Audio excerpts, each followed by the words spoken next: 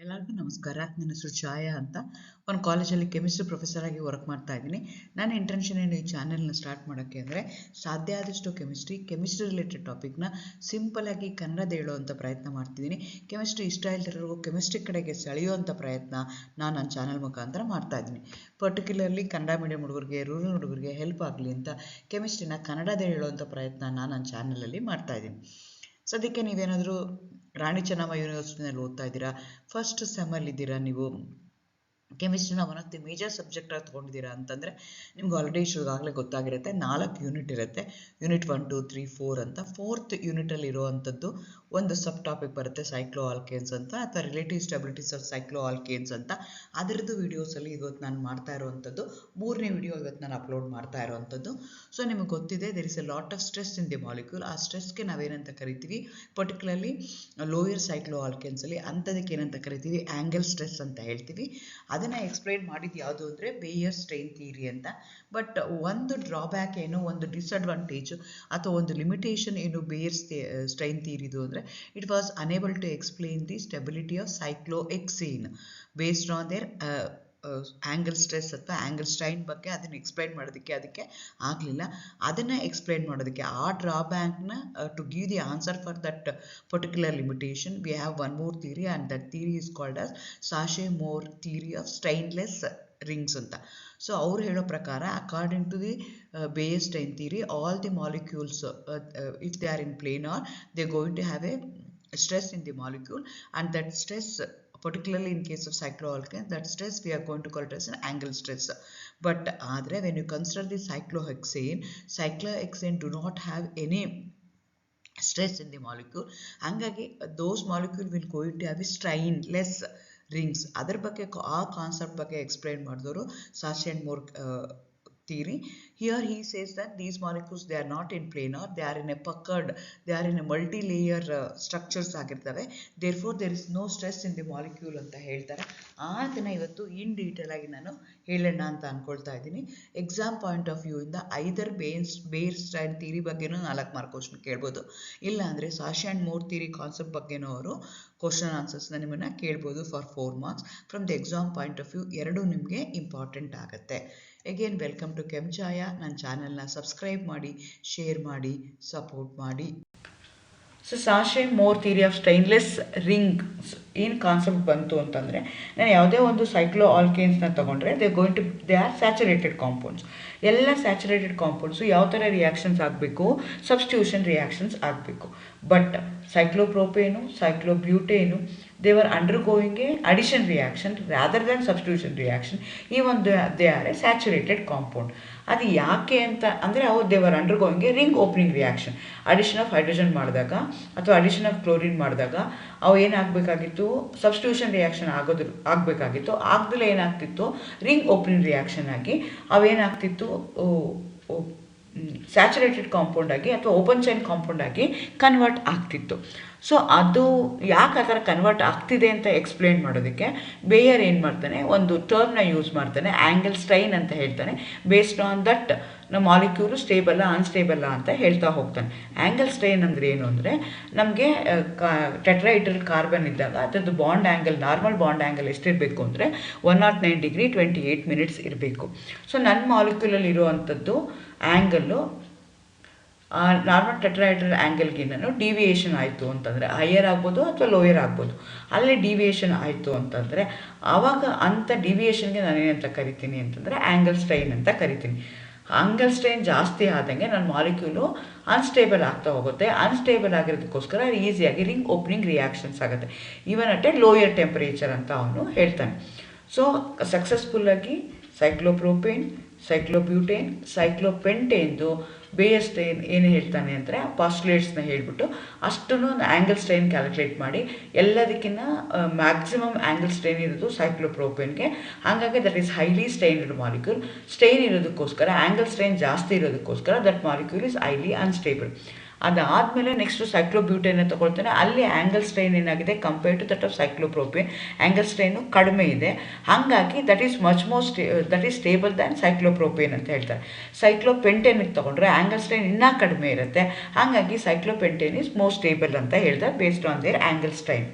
But ಈ fails to explain the stability of ಸೈಕ್ಲೋಹೆಕ್ಸೇನ್ದು ಹಾಗೆ ಕ್ಯಾಲ್ಕುಲೇಟ್ ಮಾಡಿದಾಗ ಅಲ್ಲಿ ಏನಾಗ್ತಿತ್ತು ಅಂತಂದರೆ -5.44 ಬರ್ತಿತ್ತು, ವಿಚ್ ವಾಸ್ ಅಕಾರ್ಡಿಂಗ್ ಟು ಅವನ್ ಕಾನ್ಸೆಪ್ಟ್ ಪ್ರಕಾರ ಅದೇನಾಗ್ತಿತ್ತು, ಅಲ್ಲಿ ಆ್ಯಂಗಲ್ ಸ್ಟ್ರೈನ್ ಇದೆ. ಆ್ಯಂಗಲ್ ಸ್ಟ್ರೈನ್ ಇದ್ದಾಗ ಏನಾಗಬೇಕಾಗಿತ್ತು, instead of undergoing a substitution reaction ಅದು ಏನಾಗಬೇಕಾಗಿತ್ತು, ಅಡಿಷನ್ ರಿಯಾಕ್ಷನ್ ಆಗಬೇಕಾಗಿತ್ತು. ಆದರೆ ಸೈಕ್ಲೋಹೆಕ್ಸೇನು ಅಡಿಷನ್ ರಿಯಾಕ್ಷನ್ಸ್ ಆಗ್ತಾ ಇರಲಿಲ್ಲ. ಅದು ಯಾಕೆ ಅಂತ ಅವ್ನು ಎಕ್ಸ್ಪ್ಲೈನ್ ಮಾಡೋದಕ್ಕೆ ಸಾಧ್ಯ ಆಗಲಿಲ್ಲ. ಸೊ ಅದನ್ನು ಎಕ್ಸ್ಪ್ಲೈನ್ ಮಾಡೋಕ್ಕೆ we have a theory. That theory is called as Sachse Mohr theory of strainless rings ಅಂತ ಹೇಳ್ತಾರೆ. Relative stabilities of cyclohexane up to cyclopentane was satisfactorily explained by Baeyer strain theory. ಅದರದ್ದು ಬೇಯರ್-ಸ್ಟೈನ್ ಥಿಯರಿದು limitation ಏನು ಅಂದರೆ, cyclohexane higher members of the ಸೈಕ್ಲೋಹೆಕ್ಸೇನ್ದು relative ಸ್ಟೆಬಿಲಿಟೀಸ್ನ ಅವನು ಹೇಳೋದಕ್ಕೆ ಫೇಲ್ ಆಗ್ತಾನೆ. That is the limitations of Baeyer strain theory. ಆ ಲಿಮಿಟೇಷನ್ಸ್ನ ಎಕ್ಸ್ಪ್ಲೇನ್ ಮಾಡೋಕ್ಕೆ we have a theory. That theory is called as Sachse Mohr concept ಅಂತ ಹೇಳ್ತೀವಿ. 1918 ಇಬ್ಬರು ಸಾಶೆ ಆ್ಯಂಡ್ ಮೋರ್, 2 ಡಿಫ್ರೆಂಟ್ ಸೈಂಟಿಸ್ಟ್, ಅವರಿಬ್ಬರು ಪ್ರಪೋಸ್ ಮಾಡ್ತಾರೆ. ಇವರೇನು ಹೇಳ್ತಾರೆ, ನನ್ನ ಮಾಲಿಕ್ಯೂಲಲ್ಲಿ ಯಾವುದೇ ರೀತಿಯಾದ ಸ್ಟ್ರೆಸ್ ಇಲ್ಲ, ಯಾವುದೇ ರೀತಿಯಾದ ಸ್ಟ್ರೈನ್ ಇಲ್ಲ, ಆ್ಯಂಗಲ್ ಸ್ಟ್ರೈನೇ ಇಲ್ಲ ನನ್ನ ಮಾಲಿಕ್ಯೂಲಲ್ಲಿ ಅಂತ ಅವರು ಹೇಳ್ತಾ ಹೋಗ್ತಾರೆ. So concept we are going to call it as Sachse Mohr concept of strainless rings ಅಂತ ಹೇಳ್ತೀವಿ. ಇಲ್ಲಿ ಅವ್ರೇನು ಹೇಳ್ತಾರೆ ಅಂತಂದರೆ, ಆ್ಯಕ್ಚುಲಿ ಬೇಯಸ್ದು ಅವನು ಪಾಸ್ಟುಲೇಟ್ಸ್ನ ಪ್ರಪೋಸ್ ಮಾಡಿದ್ದ. ಅದರಲ್ಲಿ ಒನ್ ಆಫ್ ದಿ ಪಾಸ್ಟುಲೇಟ್ಸ್ ಏನು ಹೇಳ್ತಾನೆ ಅಂದರೆ, all molecules are planar in nature ಅಂತ ಹೇಳ್ತಾನೆ. ಕಾರ್ಬನ್ ಆಟಮು, ನನ್ನ ಮಾಲಿಕ್ಯೂಲಲ್ಲಿರುವಂಥ ಕಾರ್ಬನ್ ಆಟಮ್ಸು ಎಲ್ಲ ಒಂದೇ ಪ್ಲೇನ್ ಆಗಿದೆ ಅಂತ ಹೇಳ್ತಾನೆ. ಆದರೆ ಇವರೇನು ಹೇಳ್ತಾರೆ ಅಂತಂದರೆ, they are not in one plane. ಒಂದೇ ಪ್ಲೇನಲ್ಲಿದ್ದರೆ ಏನಾಗುತ್ತೆ, they going to have lot of stress, lot of strain. ಆ ಸ್ಟ್ರೈನ್ನ ಮಿನಿಮೈಸ್ ಮಾಡ್ಕೊಳ್ಳೋಕ್ಕೆ ಮಾಲಿಕ್ಯೂಲ್ ಏನು ಮಾಡ್ತವೆ ಅಂದರೆ, they going to stay in 2 different layers, multi ಲೇಯರಲ್ಲಿ ಆ್ಯಂಗಲ್ ಸ್ಟ್ರೈನ್ನ ಮಿನಿಮೈಸ್ ಮಾಡ್ಕೊಳ್ಳೋಕೆ ಅವೇನು ಮಾಡ್ತವೆ, ಚೇಂಜ್ ಮಾಡ್ಕೊಳ್ತವೆ. ಆದರೆ ಇವನೇನು ಹೇಳ್ದ, ಬೇಯರ್-ಸ್ಟೈನ್ ಹೇಳ್ದ ಒನ್ ಪ್ಲೇನ್ ಅಂತ ಒಂದೇ ಪ್ಲೇನಲ್ಲಿದ್ದಾವೆ ಮಾಲಿಕ್ಯೂಲ್ಸ್ ಅಂತ ಹೇಳ್ದ. ಇವರೇನು ಹೇಳ್ತಾರೆ ಅಂದರೆ, ಮಲ್ಟಿ ಪ್ಲೇನರಲ್ಲಾಗಿ ನನ್ನ ಮಾಲಿಕ್ಯೂಲ್ಸ್ ಇರ್ತವೆ ಸೈಕ್ಲೋಹೆಕ್ಸೇನ್ ಮೇಲೆ ಅಂತ ಹೇಳ್ತಾರೆ, in order to minimise the angle strain. So ನನ್ನದು ಮಾಲಿಕ್ಯೂಲು ಸ್ಟೇಬಲ್ ಆಗಬೇಕು ಅಂತಂದರೆ ನನಗೆ 3 ರೀತಿ ಸ್ಟ್ರೆಸ್ಸು ಇಂಪಾರ್ಟೆಂಟ್ ಆಗುತ್ತೆ. ಒಂದಕ್ಕೆ ಟಾರ್ಷನಲ್ ಸ್ಟ್ರೆಸ್ ಅಂತ ಕರಿತೀವಿ, ಎರಡನೇದಕ್ಕೆ ಸ್ಟೀರಿಕ್ ಸ್ಟ್ರೆಸ್ ಅಂತ ಕರಿತೀವಿ, ಮೂರನೇದಕ್ಕೆ ಆ್ಯಂಗಲ್ ಸ್ಟ್ರೆಸ್ ಅಂತ ಹೇಳ್ತೀವಿ. ಸೊ ನನ್ನ ಮಾಲಿಕ್ಯೂಲಲ್ಲಿ ಸ್ಟ್ರೆಸ್ ಕಡಿಮೆ ಮಾಡ್ಕೊಳ್ಳೋಕ್ಕೆ ಆ ಮಾಲಿಕ್ಯೂಲ್ ಏನು ಮಾಡ್ತವೆ, ತಮ್ಮಷ್ಟಕ್ಕೆ ತಾವೇನೇ ತಮ್ಮ ಶೇಪ್ಸ್ ಇರ್ಬೋದು ಅದನ್ನು ಚೇಂಜ್ ಮಾಡ್ಕೊಳ್ತಾ ಹೋಗ್ತವೆ. ಸೊ ಈ ಹೈಯರ್ ಆಲ್ಕೇನ್ಸ್ ಏನಿದೆಯಲ್ಲ, ಸೈಕ್ಲೋಹೆಕ್ಸೇನ್ಸ್ ಇದೆಯಲ್ಲ, ಆ್ಯಂಗಲ್ ಸ್ಟ್ರೈನ್ನ ಮಿನಿಮೈಸ್ ಮಾಡ್ಕೊಳ್ಳೋಕ್ಕೆ ಅವೇನು ಮಾಡ್ತವೆ, in order to maintain the normal tetrahedral angle, they going to change the shape of that molecule and thereby they are going to have no stress in the molecule. Those rings we are going to call it as stainless rings ಅಂತ ಹೇಳ್ತೀವಿ. So ತನ್ನ ಮಾಲಿಕ್ಯೂಲಲ್ಲಿ ಇರುವಂಥ stress ಏನಿದೆಯಲ್ಲ, ಆ ಸ್ಟ್ರೆಸ್ನ minimise ಮಾಡ್ಕೊಳ್ಳೋಕ್ಕೆ ಆ molecules ಏನು ಮಾಡ್ತವೆ, ತಮ್ಮಷ್ಟಕ್ಕೆ ತಾವೇ ಮಲ್ಟಿಪ್ಲೇನಾರ್ ಸ್ಟೇಟಲ್ಲಿ ಎಕ್ಸಿಸ್ಟ್ ಆಗ್ತಾ ಹೋಗ್ತವೆ. ಸೊ ಅದಕ್ಕೆ ನಾವೇನಂತ ಕರಿತೀವಿ, ಸ್ಟೈನ್ಲೆಸ್ ರಿಂಗ್ಸ್. ಆ ರಿಂಗ್ಸಲ್ಲಿ ಸ್ಟ್ರೈನೇ ಇಲ್ಲ. ಹಂಗಾಗಿ ಈ ಒಂದು they are higher alkanes, angle strain ಇಲ್ದಿರೋದಕ್ಕೋಸ್ಕರ ದೇ ಗೋಯಿಂಗ್ ಟು ಹೇಳೋಕ್ಕೆ saturated compound, therefore they do not undergo ring opening reaction, they do not undergo addition reaction. ಇದನ್ನು ಹೇಳಕ್ಕೆ ಟ್ರೈ ಮಾಡ್ತಾರೆ. Sachse Mohr concept proposed the existence of 2 types of multiplanar or puckered strainless rings called as chair and board form. Cyclohexane planar molecule ಅಲ್ಲ, multiplanar ಆಗಿರ್ತವೆ. ಅವು 2 ಥರ ನನಗೆ 2 ಫಾರ್ಮಲ್ಲಿ exist ಆಗ್ತಾ ಹೋಗುತ್ತೆ. ಒಂದಕ್ಕೆ ಚೇರ್ ಫಾರ್ಮ್ ಅಂತ ಹೇಳ್ತಾರೆ, ಇನ್ನೊಂದಕ್ಕೆ ಬೋರ್ಡ್ ಫಾರ್ಮ್ ಅಂತ ಹೇಳ್ತಾರೆ. So they rapidly change, interconvert from one form to another form. Chair form ಇಂದ ಬೋರ್ಡ್ ಫಾರ್ಮ್, ಬೋರ್ಡ್ ಫಾರ್ಮ್ ಇಂದ chair form. Within a fraction of second they keep on changing from one form to another form. I cannot isolate them individually. ಅದನ್ನು individual ಆಗಿ ನಾನು isolate ಮಾಡೋಕ್ಕಾಗಲ್ಲ. So ಅಂಥ ಫಾರ್ಮ್ಸ್ಗೆ ನಾವೇನಂತ ಕರಿತೀವಿ, ಮಲ್ಟಿಪ್ಲೇನರ್ ಅಂತೀವಿ, ಪ್ಲಕ್ಕರ್ಡ್ ಅಂತ ಹೇಳ್ತೀವಿ. ಬೇಯರ್ ಏನು ಹೇಳಿದ್ದ, ಎಲ್ಲ ಒಂದೇ ಪ್ಲೇನಲ್ಲಿ ಇರ್ತವೆ ಅಂತ. Up to cyclopentane molecules planar ಆಗಿರ್ತವೆ. ಸೈಕ್ಲೋಹೆಕ್ಸೇನ್ ಆದಮೇಲೆ ಏನು ಬರ್ತಾವಲ್ಲ cycloalkanes, they are not planar molecules, they are multiplanar or puckered planar ಆಗಿರ್ತವೆ. therefore those molecules do not have angle stress. So 109 degree 28 minutes normal tetrahedral ಆ್ಯಂಗಲ್ನೇ maintain ಮಾಡ್ಕೊಳ್ತವೆ. ಹಾಗಾಗಿ ಆ ಮಾಲಿಕ್ಯೂಲ್ಸಲ್ಲಿ stress ಇರಲ್ಲ. ಅಂಥ ಮಾಲಿಕ್ಯೂಲ್ಸ್ಗೆ ಅವ್ರು ಏನಂತ ಕರೀತಾರೆ, ಸ್ಟೈನ್ಲೆಸ್ ರಿಂಗ್ಸ್ ಅಂತ ಕರೀತಾರೆ. ಆ 2 ಫಾರ್ಮ್ಸ್ ಇದೆಯಲ್ಲ, ಅದನ್ನು ಫ್ಲಿಪ್ ಒನ್ ಫಾರ್ಮಿಂದ ಒನ್ ಫಾರ್ಮ್ಗೆ ಪಟ ಚೇಂಜ್ ಆಗ್ತಾ ಇರ್ತವೆ. ಸೊ ಅದನ್ನೇ ಐಸೋಲೇಟ್ ಮಾಡೋಕ್ಕೆ ಚೇರ್ ಫಾರ್ಮಲ್ಲೇ ಐಸೋಲೇಟ್ ಮಾಡ್ತೀನಿ, ಬೋರ್ಡ್ ಫಾರ್ಮಲ್ಲೇ ಐಸೋಲೇಟ್ ಮಾಡ್ತೀನಿ ಅಂದರೆ ನಾನು ಇಂಡಿವಿಜುವಲಾಗಿ ಐಸೋಲೇಟ್ ಮಾಡೋಕ್ಕಾಗಲ್ಲ, because they keep on flipping from one form to another form. ಅವೆರಡು form interconvertible. Energy difference ಎಷ್ಟಿದೆ ಅಂದರೆ 27 ಕಿಲೋ ಜೌಲ್ಸ್ ಪರ್ ಮೋಲ್ ಅಷ್ಟು ಎನರ್ಜಿ ನಾನು ಸಪ್ಲೈ ಮಾಡಿದ್ರೆ ಒಂದು ಫಾರ್ಮಿಂದ ಇನ್ನೊಂದು ಫಾರ್ಮ್ಗೆ ಕನ್ವರ್ಟ್ ಆಗ್ತವೆ. ಹೇಗೇನು ಅವೆರಡು ಫಾರ್ಮಲ್ಲಿ ಯಾವುದು ಮೋಸ್ಟ್ ಸ್ಟೇಬಲ್ ಅಂತಂದರೆ chair form is most stable. ಹೇಗೆ ನಾನು ಮುಂಚೆನೇ ಹೇಳ್ದಂಗೆ ನನ್ನ ಮಾಲಿಕ್ಯೂಲು ಸ್ಟೇಬಲ್ ಆಗಬೇಕು ಅಂತಂದರೆ ಅದು ನನಗೆ ಏನಾಗಿರಬೇಕು, 3 ಸ್ಟ್ರೆಸ್ಸಿಂದನೂ ರಿಲೀಫ್ ಆಗಿರಬೇಕು. ಒಂದು ಆ್ಯಂಗಲ್ ಸ್ಟ್ರೈನ್, ಇವರಿಗೆ ಸ್ಟೈನ್ಲೆಸ್ ರಿಂಗ್ಸ್ ಇದ್ದಾವೆ, ಆ್ಯಂಗಲ್ ಸ್ಟ್ರೈನ್ ಇಲ್ಲ, all those they going to maintain the normal tetrahedral angle strain ಇಲ್ಲ, ಬೋಟಲ್ಲೂ ಇಲ್ಲ, ಚೇರಲ್ಲೂ ಇಲ್ಲ. ನೆಕ್ಸ್ಟ್ ನಾನು ಏನು ತೊಗೋಬೇಕಾಗತ್ತೆ, ಸ್ಟೀರಿಕ್ಸ್ ತೊಗೋಬೇಕಾಗತ್ತೆ. ಎಲ್ಲ ಇರೋದು ಹೈಡ್ರೋಜನ್ನೇ ಇದೆ, ಸ್ಟೀರಿಕ್ ಸ್ಟ್ರೆಸ್ಸು ಯಾವುದೂ ಇಲ್ಲ ನನಗೆ. ಸೊ ನನಗೆ ಆ ಸ್ಟ್ರೆಸ್ಸು ಇಲ್ಲ. ಉಳಿದಿರುವಂಥದ್ದು ಸ್ಟ್ರೆಸ್ ಯಾವುದು ನನಗೆ ಅಂದರೆ ಟಾರ್ಷನಲ್ ಸ್ಟ್ರೆಸ್ಸು. ಸೊ ನಾನು ಮಾಲಿಕ್ಯೂಲಲ್ಲಿ ಟಾರ್ಷನಲ್ ಸ್ಟ್ರೆಸ್ ಇದೆಯಾ ಇಲ್ವಾ ಅಂತ ನಾನು ಚೆಕ್ ಮಾಡ್ಕೋಬೇಕಾಗತ್ತೆ. ಸೊ ನೀವು ಬೋರ್ಡ್ ಫಾರ್ಮ್ನ ಕನ್ಸಿಡರ್ ಮಾಡ್ಕೊಂಡ್ರೆ 2 ಹೈಡ್ರೋಜನ್ಸ್ ಏನಾಗ್ತವೆ, they come very close to each other, thereby they going to have a stress. And that type of stress it is not found in chair form, it is found only in the boat form. Boat ಫಾರ್ಮಲ್ಲಿ ಏನಾಗ್ತಾ ಇದ್ದಾವೆ, 2 hydrogens they come very close to each other, thereby that molecule going to have the torsional stress ಇತ್ತು ಅಂದರೆ ನನ್ನ molecule ಏನಾಗುತ್ತೆ, unstable ಆಗ್ತಾ ಹೋಗುತ್ತೆ. Chair ಫಾರ್ಮಲ್ಲಿ ಏನಾಗ್ತವೆ ಅಂದರೆ ಆ ಥರ ಸ್ಟ್ರೆಸ್ ಇಲ್ಲ, ಹಾಗಾಗಿ ಅವು ಸ್ಟೇಬಲ್ ಆಗ್ತಾ ಇದ್ದಾವೆ. ಚೇರ್ ಫಾರ್ಮು ಬೋರ್ಡ್ ಫಾರ್ಮ್ನ ನಾನು ಕಂಪೇರ್ ಮಾಡಿದ್ರೆ ಚೇರ್ ಫಾರ್ಮಲ್ಲಿ ಟಾರ್ಷನಲ್ ಸ್ಟ್ರೆಸ್ ಇಲ್ಲ, ಬೋರ್ಡ್ ಫಾರ್ಮಲ್ಲಿ ಟಾರ್ಷನಲ್ ಸ್ಟ್ರೆಸ್ ಇದೆ, ಹಾಗಾಗಿ chair form is most stable. ನಾನು ಇಲ್ಲಿ ಚಿತ್ರಗಳನ್ನ ಕೊಟ್ಟಿದ್ದೀನಿ. ಆ ಮಾಲಿಕ್ಯೂಲ್ನ ಚೇರ್ ಅಂದರೆ ಅದು ಯಾಕೆ ಚೇರ್ ಅಂತ ಕರೀತಾರೆ ಅಂದರೆ it look like A chair. ಇಲ್ಲಿ ನಾನು ಚಿತ್ರದಲ್ಲಿ ತೋರಿಸಿದ್ದೀನಿ, ಒಬ್ಬ ಮನುಷ್ಯ ಏನು ಮಾಡಿದ್ದಾನೆ, ಚೇರ್ ಮೇಲೆ ಕೂತ್ಕೊಂಡಿದ್ದಾನೆ, ಆ ಚೇರ್ ಶೇಪಲ್ಲೇ ಇದೆ, ಹಾಗಾಗಿ ಅದನ್ನು ನಾನು ಕನ್ಸಿಡರ್ ಮಾಡ್ತಾ ಇದ್ದೀನಿ. ಅದೇ ಥರ ಬೋಟ್ನ ತೊಗೊಂಡ್ರೆ ಬೋಟ್ ಫಾರ್ಮ್ ಥರ ಇದೆ ಅದು, ಅದಕ್ಕೋಸ್ಕರ ಅದನ್ನು ಫಾರ್ಮ್ ಅಂತ ಕರೆದ್ರು. They are easily interconvertible from one form to another form. Again ಈಗ ನನಗೆ ಚೇರ್ ಫಾರ್ಮು ಮೋಸ್ಟ್ ಸ್ಟೇಬಲ್ ಅಂತ ಗೊತ್ತಾಯಿತು. ಆ ಚೇರ್ ಫಾರ್ಮಲ್ಲಿ ನನಗೆ 2 ರೀತಿ ಚೇರ್ ಫಾರ್ಮ್ಸ್ ಬರುತ್ತೆ.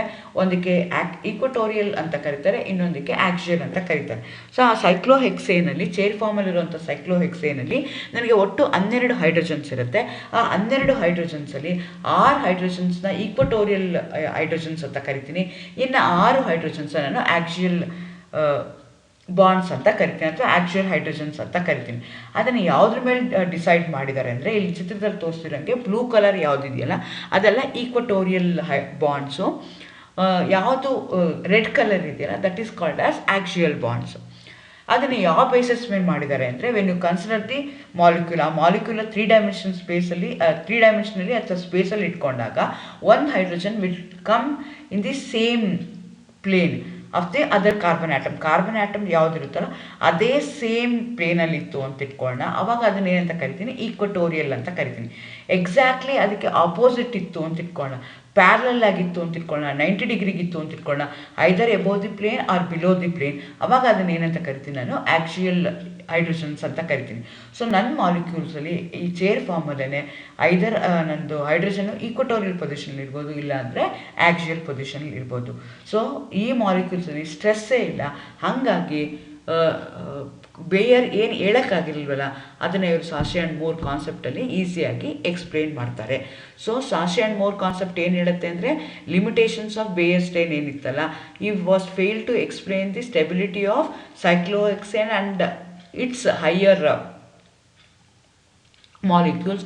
ಅದನ್ನು ನನಗೆ ಕಂಫರ್ಟಬಲ್ ಆಗಿ ಯಾವುದು ಹೇಳ್ತು ಅಂದರೆ ಸಾಶೆ ಮೋರ್ ಕಾನ್ಸೆಪ್ಟಲ್ಲಿ ಹೇಳ್ತು. ಇವರೇನು ಹೇಳ್ತಾರೆ ಅಂದರೆ in order to minimise the angle strain, cyclohexane ಏನು ಮಾಡ್ಕೊಳುತ್ತೆ ಅಂದರೆ in order to maintain the normal tetrahedral angle, they themself going to change the shape of the molecule. Planar ಆಗಿರಲ್ಲ, they will become multi-planar or puckered configuration ಆಗುತ್ತೆ. Thereby they are going to have in 2 forms, they are going to exist in 2 forms. One is called as a chair form, other one is called as the board form.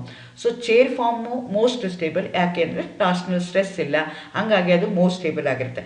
Again ನೀವು chair ಫಾರ್ಮ್ನ ತೊಗೊಂಡ್ರೆ ಅದರಲ್ಲಿ ಒಟ್ಟು 12 ಹೈಡ್ರೋಜನ್ಸಲ್ಲಿ 6ನ equatorial hydrogens ಅಂತ ಕರಿತೀವಿ, 6ನ axial hydrogens ಅಂತ ಕರಿತೀವಿ. Thank you.